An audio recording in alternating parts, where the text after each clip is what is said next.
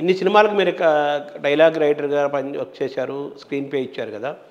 మీ డైలాగ్స్కి మీ screen ప్లేకి ఏ నటులు బాగా సంపూర్ణంగా న్యాయం చేసి అద్భుతంగా పండించిన వాళ్ళల్లో మీరు ఎవరెవరిని మీరు కోట్ చేస్తారు? అయ్యా ఇక్కడ అందరూ చాలామంది మంచి నటులు ఉన్నారు సార్. అంటే ఆ రోజు మేము చేసిన మామూలు భానుప్రియ సితార దగ్గర నుంచి ఇప్పటి మోహన్ బాబు గారు, భక్త కన్నప్ప దాకా, విష్ణుబాబు దాకా, పర్టికులర్గా రజనీకాంత్ గారు కానీ, కమల్ హాసన్ గారు కానీ, చిరంజీవి గారు కానీ, నాగార్జున మేము చేసిన ప్రేమ యుద్ధం, శాంతి క్రాంతి, క్రిమినల్, వెంకటేష్తో చేసిన ప్రేమ, స్వర్ణకమలం రోలు వెంకటేష్ అద్భుతంగా చేశాడు. అలాగే ఆ అమ్మాయి హైలైట్ అయింది స్వర్ణకమలంలో. భానుప్రియ అర్థం చేసుకోరని 1-2 సార్లే రాశాం. ఆన్ ద సెట్ అమ్మాయి అంత బాగా అనేటప్పటికీ ఆ గజ్జల పడ్డ సీన్ తీసినప్పుడు అర్థం చేసుకోరు అనే వింటూనే ఆయన నా వంక చూశాడు. మా ఇద్దరికి ఆ రేపో ఉంది కాబట్టి ఎక్కడ పెడితే అక్కడ వేసేద్దాం అనుకున్నా వేసాం. అమ్మాయి అంత బాగా పండించింది. అవన్నీ స్పాట్ డెవలప్మెంట్సే. ఇంకా మీకు చెప్పాలంటే చనిపోతూ నిర్మలమ్మ చిట్టి ఆ బొట్టు తీసి ఆ పిల్లకి పెట్టవే అంటే వీడియోకి బొట్టు పెడుతుంది. అంటే she has accepted the marriage అని. ఎప్పుడైతే కర్ర తీసి వాడికి కొట్టబడిందో అది చూసిన నిర్మలమ్మకి భలే వచ్చి మంచి వైఫ్ వచ్చింది వీడికి అని స్వాతిముత్యంలో అక్కడ సీన్ యాక్చువల్గా అమ్మాయి బొట్టు పెట్టగానే అయిపోయింది. బొట్టు పెట్టింది, వీడి తల అల్చేసింది. ఫ్రీజ్ ఇంటర్వల్ అని మొదట్లో డిస్కషన్లో అనుకున్నాం, సినిమా షూటింగ్కి వెళ్ళేప్పుడు అనుకున్నాం, ఆ రోజు కూడా అనుకున్నాం. అప్పటికప్పుడు ఆయన ఇంప్రూవ్ చేశాడు. చిట్టి ఆకలేస్తుంది అన్నం పెట్టు అనేది అప్పటికప్పుడు స్పాట్లో ఆ కుర్రోడు కాంతారావు మనవడు కూర్చొనేవాడు. అలా పుండు అదేదో గోరు గోకుతుంటే, గోడ అలా గోకుతుంటే వాడిని గోకమని వీడిని పిండు గోకమని చాలా క్యాజువల్గా చిట్టి నాకు ఆకలిస్తున్నానే ఆ డైలాగ్ అంటాం కూడా అంత న్యాచురల్గా వావ్ అనిపిస్తుంది మనకి. ఈ ఆలోచన ఎవరు సార్? అది యాస్టీస్గా ఎలా జరిగిందంటే షూటింగ్ జరుగుతోంది, 12 o'clock ఆ సీన్ అయిపోతుంది. రఘు నేను మంచి ఫ్రెండ్స్ చిన్నప్పుడు కూడా.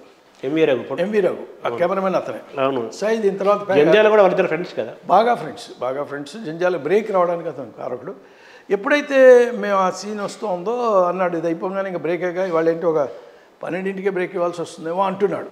కానీ గురువు గారు కెమెరా తెచ్చి పెట్టానగానే అతను షాకు, మేము షాకు, అందరం షాక్. ఎందుకంటే ఆవిడ బొట్టు అలా పెట్టించాక ఈ అమ్మాయి వరలక్ష్మి పెట్టగానే అలా చూసి వాళ్ళిద్దరి చేతులు కలిపి తన తల వాళ్ళు చేయాలి.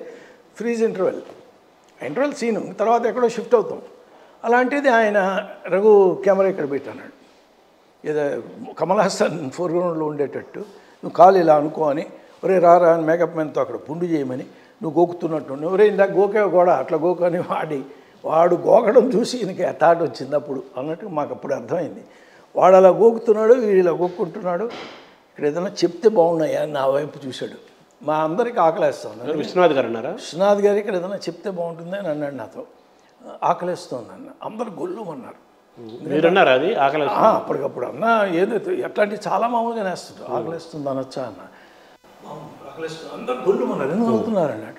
సార్ బ్రేక్ అనుకొని అందరు రెడీగా ఉన్నారు సార్, అదే చెప్తున్నాడు ఆయన అని రఘు చెప్తే నవ్వి ఏమో అంటే వాడు ఇంప్రూవైజ్ చేశాడు. చిట్టి ఆకలిస్తుంది అంటే అన్నం పెట్టు అన్నాడు ఆయన అప్పటికప్పుడే. అంటే అక్కడ జరుగుతున్నాయని ఒక ముక్క ఆకలేస్తుంది అన్నది నాదైతే, చిట్టి ఆకలేస్తుందని ఆయన ఇంప్రూవైజ్ చేస్తే కమల్ ఇంప్రూవైజ్ చేశారు. చిట్టి అని ఆయన అన్నం పెట్టాను కూడా అని ఆయన అప్పటికప్పుడు అనేసాడు.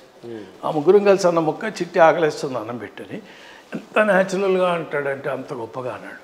ఒక్కసారిగా రాధిక షాక్ అయ్యి ఆ తల ఈ డెప్త్ ఇక్కడ ఆ బామ్మ చచ్చిపోతే పట్టించుకోడు ఏంటి వీడు అన్నట్టు చూస్తుంది. వీడు ఇంత అమాయకుడు అని, ఎంత అవసరం కథకది. ఎప్పుడు ఏ డిస్కషన్లో మేము డిస్కస్ చేయలే. యాక్చువల్గా అక్కడ కలపడంతోనే అయిపోయింది. అలాంటిది అమ్మాయి అలా తిరిగి చూసి షాక్ అవుతుందా. 100 ఎక్స్ప్రెషన్స్ ఉన్నాయి నాలో.